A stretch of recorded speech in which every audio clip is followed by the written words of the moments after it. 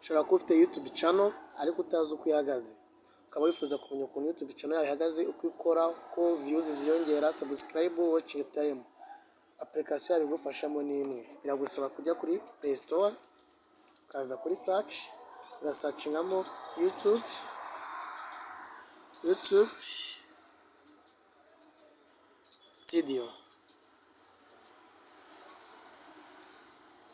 Studio, ubundi ugakanda search, ubundi bakayiguha hano hejuru ahakanda install,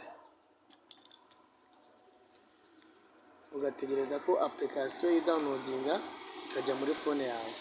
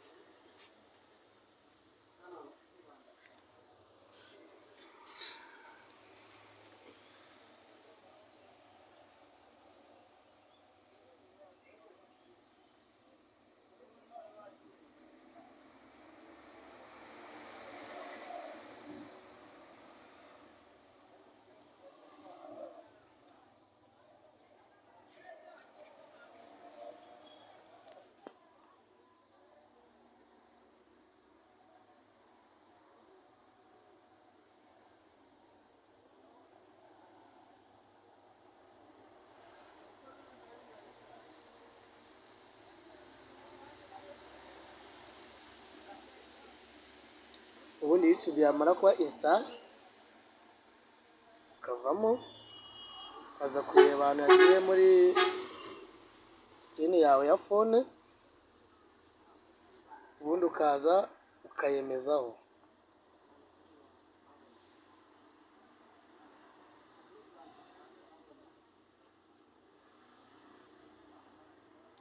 Hanyuma ushaka ufitemo account nyinshi, ikintu bigusaba ni ukuza ugakanda hano kuri account, hano hari account, then ukaza hano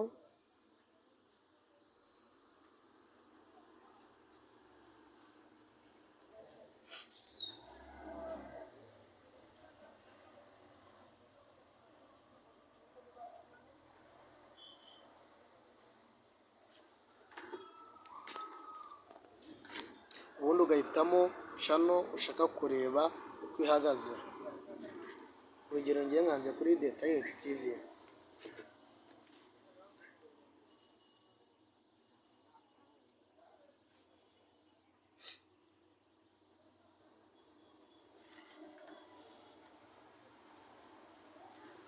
ubundi ikintu kiba gikurikiyeho ni ukureba YouTube channel yanjye ihagaze gute.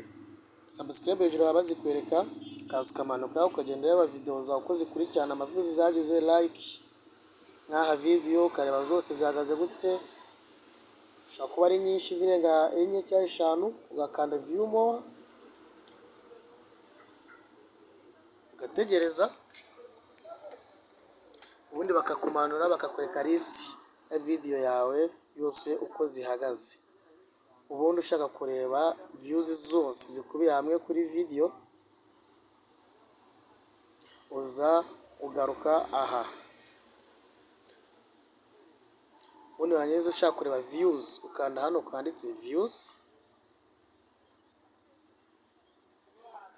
Ushaka kureba views zose wareba uko zingana kuva channel yawe yafungurwa, uza ahanditse views.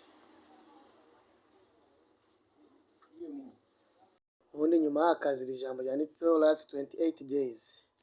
Iri jambo rivuze ko nyine ni views channel yakiriye mu minsi 28 ishize.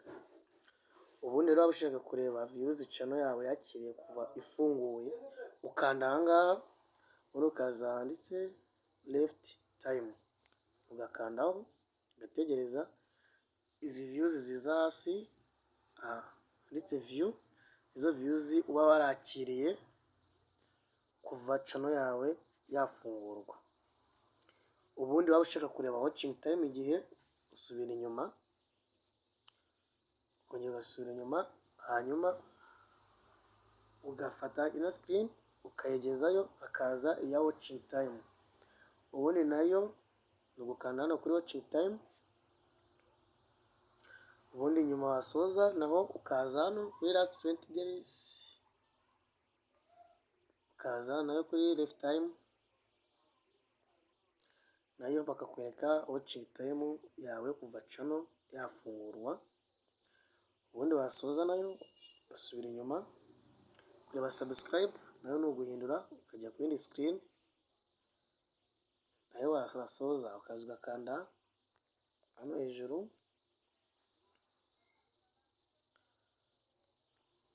ubundi nayo ukaza ugakanda hano handitse last 28 days, ubundi ukaza nayo kuri left time, nayo bakakwereka subscribe ufite kuva channel yafungurwa. Ubundi ushaka rero kugenda ureba video yawe uko ihagaze, uza hano ugakanda hano handitse content, ubundi wenda urugero ushobora kuba ushaka kuza kureba iyi video yanditseho ishimuta The Hustle Rwanda, nkayemezaho, channel ubwayo ibinyereka ukuntu ihagaze. Ikintu kiba gikurikiyeho ushaka gushaka kureba ukuntu yarebwe, ukemeza kuri views and watching time. Hano niho bakwereka channel yawe views ifite 1k, watching time ifite watching time 31.18, ubundi subscribe zayinjiriyeho zo yinjije ni 181 ubwayo yo yonyine. Ubundi kugenda ureba ukuntu ko abantu bayirebye, ni ibintu bigenda kurikirana hasi, uhindura screen ureba bayirebye mu buryo bwo gusharinga, bayirebye mu buryo bayisacinzemo gutyo. Iyi YouTube Studio ni application igufasha kureba byisanzuye uko YouTube channel yawe ihagaze. Ku bijyanye no kuba channel yawe yarahembwe, uza hano hari ikirango cy'idolari ukemezaho,